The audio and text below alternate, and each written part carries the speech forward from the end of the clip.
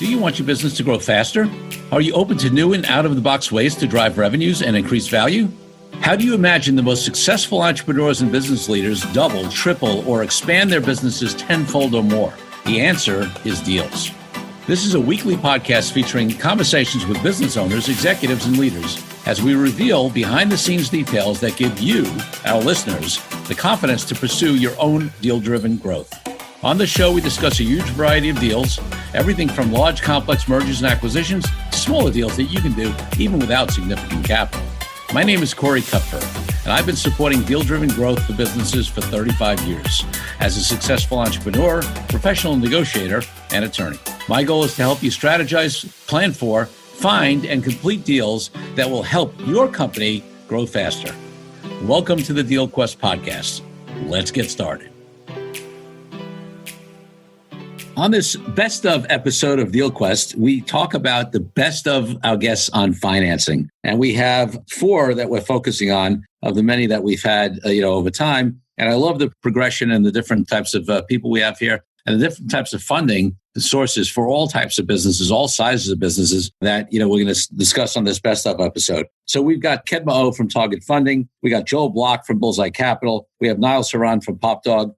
And then we have Peter Dolch from, and on his funding side from Aon Foundry. All these folks bring different aspects and thoughts and experience to the funding, and financing game and have, like extensive experience in their particular areas. So if you want to find out how to best fund a company of any size or whether you should fund a company, definitely this episode's worth listening to. So we're going to kick it off with an excerpt from Kedma Ough, a Target Funding, episode 26, if you want to listen to her full episode. And she's got an amazing book out called Target Funding. And she's going to talk about how companies of all different sizes, places, et cetera, can raise capital from all different sources. So let's hear some great wisdom from Kedma. I look at Target Funding this way. Typically, when we're working with clients, if we had the image right now of a pizza pie, because I like pizza, right? We have an image of a pizza pie. Most people see Target just plain funding as one actual funding source as the entire pie. They'll come to me and say, I want the lender. I want the investor. And what I look at is I look at the pie as 12 slices. Every single slice is a different funding source. So when we look at Target Funding, we're looking at variables that fit the particular business. So I can give a quick example if it helps. Yeah, that would be great. Please do. Okay. So let's say I'm working with someone who is based in Atlanta, Georgia, happens to be Hispanic and a woman and served in the military. And they've come up with a technology-based business that focuses on communication through engagements online, but they have a passion in also maybe serving the autism community. Mm-hmm. Every single piece of what I just said can be tied to funding. There's funding for women, Hispanic, autism support, technology, military, exactly. Yep. And so what I did and how I figured the game is instead of going and saying, well, we're going to go to the bank. No, we targeted the needs that the client wanted based on the variables unique to them and then went after the funds. Wow. There's so many things about that excite me. In my intro, you've heard it, and my listeners have heard it. I say we discuss everything from large, complex mergers and acquisitions to smaller deals you can do even without significant capital. And one of the things that I often talk about is the myths around, like some small business owners entrepreneurs think that if they don't have significant capital, they can't do deals. Well, first of all, there's many deals you can do without any capital. Yes. But then also, I love this conversation like that. There are also, people think about bank loans and they've heard about maybe venture capitalists and private equity. But beyond that, a lot of people don't know all the other options out there. And there are so many. So, exactly. It's great. So your book is providing a great service.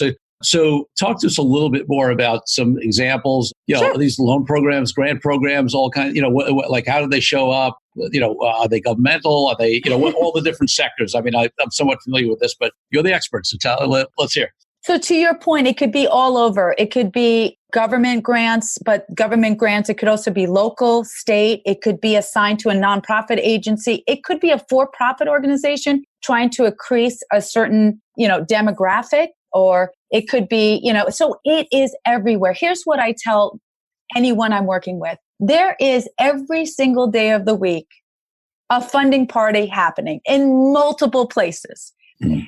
The problem is most people don't have a ticket to the party, and they can't even crash the party because they don't know the party exists. Right. Right? So, and to your point, one of the things we deal with all the time is it's not that the funding is not there, because I will give you some real examples. It's when the funding shows up, you only have a period of time to go after it. Mm-hmm. So you have to be mindful. You have to have someone or yourself monitoring the funding, knowing when it comes out, and then applying for it. Here's an example. A few months ago in our state, I'm based in Oregon, there was a very unique program that just came out of an organization called Prosper Portland. And it was a very tight window. I think it was about 3 weeks to apply. And it was, I think, about $25,000 as a grant per year for 5 years. That's $125,000. Here were the variables. They were looking for people who had businesses in Portland. So that was the first variable. You had to be a for-profit. It was not open to nonprofit. Second variable. You had to be in business at least a year. They want a year or less. They wanted more of a startup. So, you couldn't do it if it was 10 years. You had to have something that you needed, like working capital, not like bad debt. So, maybe a website or consulting, something that they could help with. So that's 4 variables already. Fifth variable, you had to be Black or African American. Mm-hmm. Sixth variable, you had to be in the marijuana or cannabis business. Got it. Okay. So the people who knew about it or had the advocates who knew about it applied and got it. The people who didn't know about it, that were in the same category, who had the variables and didn't apply, didn't get it. So I love Kedma's analogy of a pizza pie and the different slices, and each slice being a funding source. And she gave a couple of examples in this little excerpt of how those different funding sources become available and where you find them, and the fact you got to take advantage of them quickly. But she has just a list of stories and examples in the full episode. So go check her out on episode 26. Next up is Joel Block. Joel has become a good friend of mine through the National Speakers Association, former president of the NSA Los Angeles chapter. And he was all the way back on episode 4. And Joel is a guy that just lives in the world of funding and money. He teaches people how to raise capital, mainly in the real estate space, in terms of the seminars that his company puts on. But he's, just versed in raising capital in general. And in this excerpt, he's going to talk about some concepts around companies raising money from professional investors. So let's hear what he has to say. If you can get strategic money is always fantastic. And actually, a lot of companies, large companies, Intel, Microsoft, a lot of the big tech companies have started, almost like incubators to make strategic investments in all kinds of companies. I mean, this has become very popular, where these big companies, they are looking for alignment. And I understand from, I go to venture capital conferences, and I'm still around a lot of these guys, even though I'm not in the venture business so much anymore. But these big companies are not demanding terribly onerous terms. I mean, they may have a first right of refusal, but they're not tying you up in knots the way the venture capital companies do. These big companies who are these big strategic investors, they are really looking for companies, even some of the airlines. JetBlue, I think, does some of this stuff. And companies are looking for ways to be innovative, ways to grow, ways to get their arms around some new ideas. And, listen, the way the ecosystem works, little companies innovate, big companies operate. We just work together that way. So little companies come up with all these ideas, and big companies buy those ideas and make little guys rich. And that's the way that it works. And then the big company who got the idea that we came up with then takes it to whatever the next level is going to be for them or for that idea. And it's a very good synergy. You can't always count on this kind of capital. It's not always the best capital. You probably will get better pricing on strategic capital because there's another incentive for the investor other than just their straight return on investment in a cash sense. So you'll probably get better terms, or you might get less expensive capital. But on the other hand, you might get some great partners for life. Hey, listen, the company that invested in me all those years ago, I'm still friends with a couple of the senior executives that worked with me years and years ago. So it's quite extraordinary to have friends from 25 years ago, from these very large companies that now are retired and, that are kind of far along in their life or their career. But, we've all kind of grown up together, and that's, part of it. So it was a great way for me to make a lot of nice friends. That's great. And, you've trained so many people who are looking to put funds together to raise capital, to invest in real estate and other things. And, so you have a great sampling of the ones who've been successful, the ones who've been not successful. What stands in the way of the people who are not successful, and what are some of the tips the successful people should know about raising capital? Because it seems daunting to a lot of people who don't live it every day like you. Well, let's say the guy's name is Bill, who's trying to raise capital. You know what stands in Bill's way? What's that? Bill. Exactly. So say more about that. Raising capital is an art form, but there are very specific things that people can do. Somebody who's done about 15 or 20 deals reached out to me this morning and they said, Joel, we're kind of going to the next level.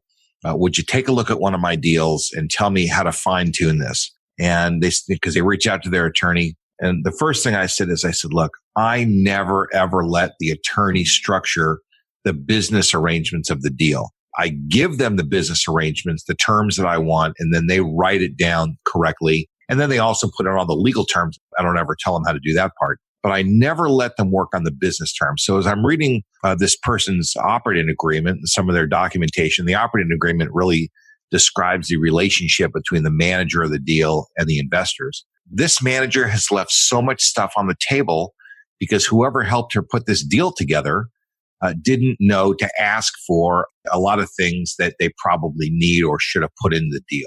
They didn't put in fees. The way that they did their capitalization, their waterfall, the way the payouts work really is not investor friendly. Now, some people would say, well, that's fine that it's not investor friendly. That protects the promoter. But here's the thing you always have to balance.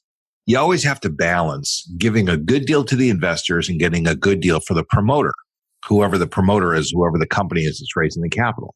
Because if the terms are onerous or they're unfair or they're not investor friendly, then the investors aren't going to contribute the capital. And if they don't contribute the capital, then you're not going to be successful as the promoter who wants to raise the money.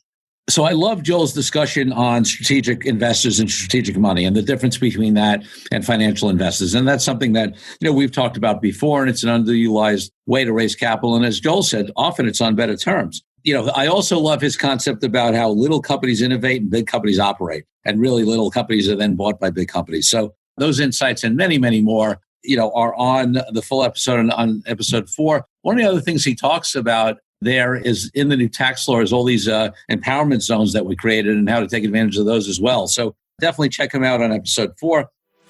Let's take a break from the show for a minute so I can invite you to a new way to determine your deal readiness. I created a fast and easy assessment that will determine exactly how deal ready you are. Once you complete the assessment, I use your responses to identify the obstacles that are holding you back from being a deal-driven growth genius. It's as easy as heading to CoreyKupfer.com/assessment. That's CoreyKupfer.com/assessment and filling out a few multiple choice questions. I'll be checking in after the episode to see what your results are. Now back to the show. Now we're going to go to Niles Heron. Niles is, from Pop Dog. He was episode 33. And Niles always has an interesting take on everything that he talks about. And I love his sort of caution and some of the things he talks about through the entire episode. And one of the things that we're going to focus on in this excerpt is this conversation of not raising money to solve the wrong problem. So let's listen to Niles. We find ourselves in a world where we are often, entrepreneurs are raising money to solve the wrong problem. Because it is easier to blame the unknown unknown or the known unknown than the known known, right? If it's easier for me to say the marketing is the problem, the organization is the problem, the capital is the problem, I need a salesperson, whatever, than to say my product isn't good enough. What I found is that that's usually not because the product isn't actually good enough, but the product just hasn't been right-sized and tailored. The most amazing suit in the world, a Tom Ford suit, is going to look like it came off the rack if you don't have a tailor measure it for you. Right. It has zero to do with product quality, with integrity, with any of that. It has everything to do with your ability to tailor it to your customer and make it actually work for them. So in helping companies raise money over the course of a year and a half, I realized that what I was actually good at and interested in, often you will find in life that they are the same, is helping people make their product actually work. That was always much more interesting to me than raising money. And frankly, raising money is kind of a con job, right? So when you raise money from anyone, someone who wants to give you money, someone who doesn't want to give you money. You are fundamentally convincing them that whatever their concerns are not as concerning as they think. And you can do that by being totally honest all the time, and you should.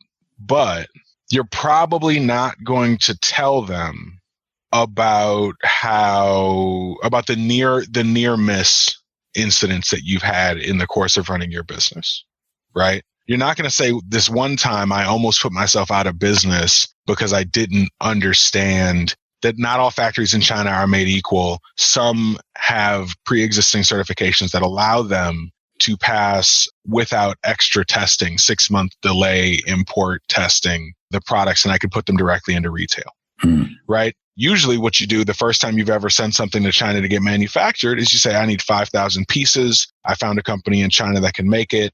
They sent me back a sample. It was good. You think you're doing all the right things. What you didn't know is that Walmart will never take that product. Right. Because it doesn't have the certification that tells me it's flame retardant. It is not built with, hexane. It is not, et cetera, et cetera, et cetera. Right. And so we spend all this time going through the wrong motions to try to make something happen that just doesn't really work anymore. I would much rather be on the side of things that says, you don't need money to get the Chinese factory. You need money to bring the right people in. Or more specifically, if all you need is money, you can go get it. That was a very long-winded and circuitous path. So sorry about that. But the truth of it is that if all you need is money, you will have no problem getting money. Niles, I really want you to, I love that you made that point, because people who don't know, who haven't been through it, who are thinking about maybe starting business or running business, have never raised capital. You hear so often that the issue is access to capital. We don't have capital. We can't get money, et cetera. And listen, let's face it. I just actually recorded a podcast today, with another person who works with women. And, she gave me all the stats on how women, raise a lot less money and women of color, women of color, especially only, about 1% of them. There's a truth in that. Right. So I don't want to step over that. But also at the same time, I think too many people say the problem is that I can't get money. And this is entrepreneurs of all backgrounds. They think money's the solution and they think money's the only problem. And neither of those are true. Well, here's the double-edged sword. And what I was saying about VCs and the sales job of raising money is all it is you trying to convince someone that their fears are irrational. Right? And granted, if I walk in as a 6'1", more pounds than I want to say out loud, black man, right? And walk in, I am going to have a harder time raising money from a timid, non-black man often than someone who looks like them, right? Yeah. The amount of comfort you instill in someone is of meaning. And to ignore the disconnect in comfort and trust that is built or that is not built, right? Or not solved for when you don't look like the person you're raising money from is disrespectful to all the people who have tried and failed. That being said, if all you need is money, you will get money. What is often the case, though, and that every investor knows this, it's never just money. The money is going to go toward, it's not just you need somebody. If all you need is money, you can go to the bank, right? You still need is proof that your business works. And you're the only one who believes your business works, and you have no way to validate that, you're going to have a hard time getting money because money is not all you need. That's right. Right. And so it's just about being very brutally honest with ourselves about what it is we actually need. I found that I was very able and frankly, much more interested in helping people raise and grow their businesses, sometimes via capital, from a position of let's figure out what you really need.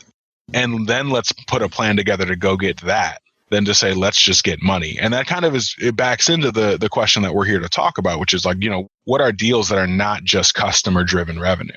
So like I said, I love Niles' perspective, right? And so in addition to that concept of not raising money for the wrong problem, which is so key and so often done, his comment that raising money is a con job and really in the context that you take it, obviously he helps companies raise money at times and get the products right so they're fundable. But, that concept that you are just trying to allay fears of, and often legitimate fears of investors to be able to raise money is real. I mean, that's what happens. And, you're sort of making it up and the investors have to buy into the story. And everybody knows on both sides that who knows what's going to happen, right? So I love that perspective there. All right, we're going to move to Peter Dolch. And Peter was an early client of mine. I mean, God, 25 years ago, maybe even more, 30, when he founded his company Tgix and Thaumaturgix in a technology space. And that's been a successful company for many years. And now he's moved into investing through his Aeon Foundry entity. And he's got some really good insight into basically professional investment and raising money. And what he talks about in this clip, which is really cool, is sort of the advantage of being part of a bigger investor group from the investor side, but then also the evolution of the structure of funding deals over time, which I think is really insightful. So let's listen to him now. Unless you're going to be deploying large amounts of capital yourself in leading deals, being part of a group that has the ability to pool money and act as a deal lead makes a fairly big difference in your ability to invest. Because, for instance, with New York Angels, if we have enough interested angels and we are, as a group, providing a significant amount of capital to an entrepreneur, we can control the deal terms, which is hugely advantageous. So if you were an individual angel, friends and family, if you're running a small fund yourself, you are probably following on deals and you're getting whatever terms that the lead investor negotiated. And it's possible that the lead investor didn't negotiate the best possible deal. This happens all the time. We'll come into a deal. They have a lead investor already, and it's a capped note with terrible terms. We have no idea why a lead investor offered these terms.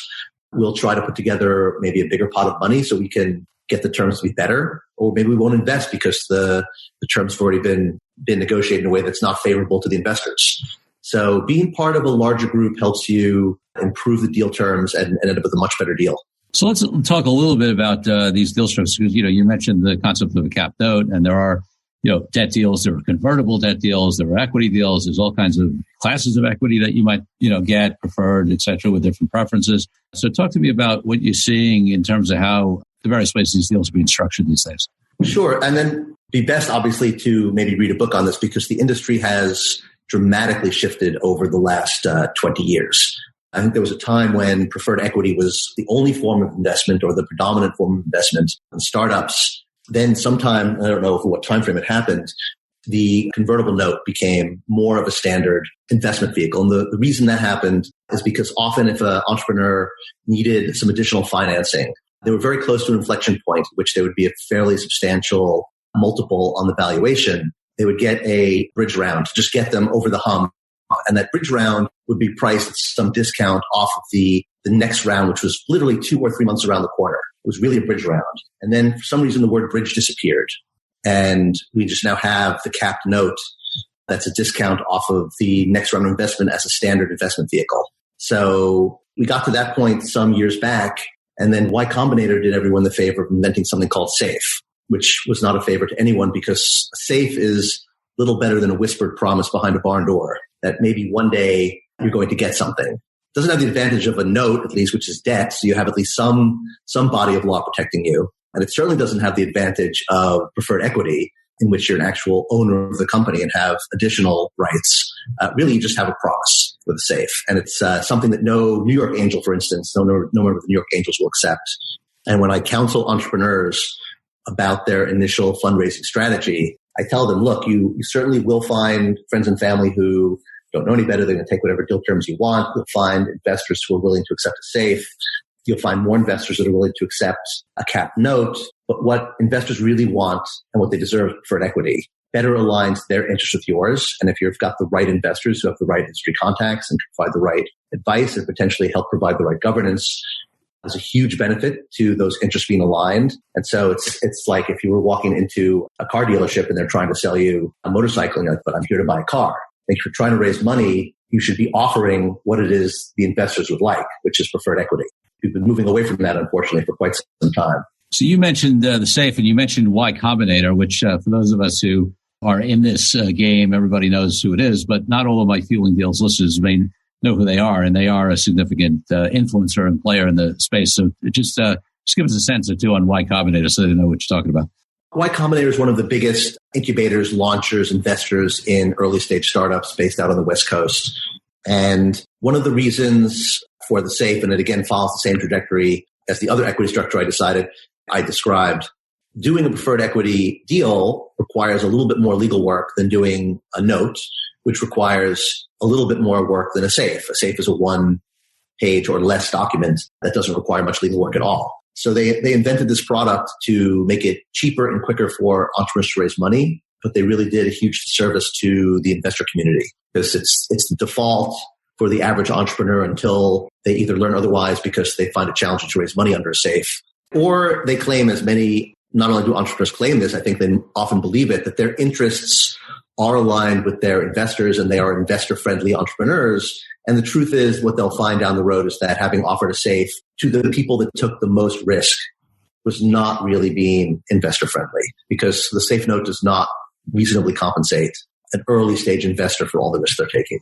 So Peter's discussion of the move from preferred equity to cap notes to a safe is really what's happened in the industry. I mean, obviously it's not, every deal that's worked there, but the general way that things have moved. And obviously he gave you the investor perspective.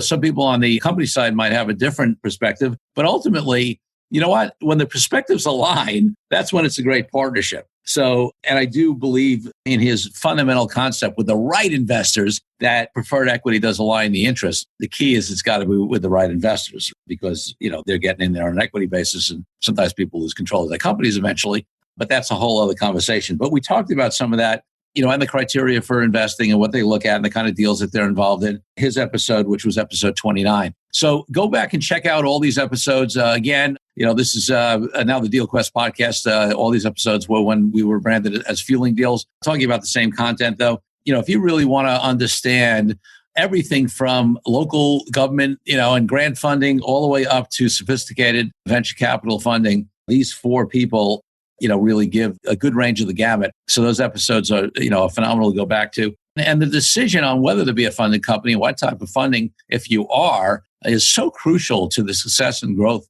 and potentially not growth and failure of a business if done wrong. It's really worth listening to all of these phenomenal people. And I appreciate them being on the DealQuest podcast. Thank you for joining me on this episode of DealQuest, where we help you understand how deal-driven growth can be your ticket to freedom. I want to invite you to a unique way to tap into the wisdom and experience of the DealQuest community. Join the DealQuest Deal Den Zoom calls, a free monthly 90-minute mastermind. In the mastermind, we address all the challenges you may be facing and help support you with the opportunities that may arise in terms of deal-driven growth. You will get input not only from me, but all the members on the call will collaborate and serve each other in a mastermind format. To sign up for the free mastermind, go to www.corykupfer.com/dealden. That's corykupfer.com/dealden. I'll see you there. I'm Corey Kupfer. Until next week, wishing you the freedom and financial prosperity that I know your DealQuest will bring.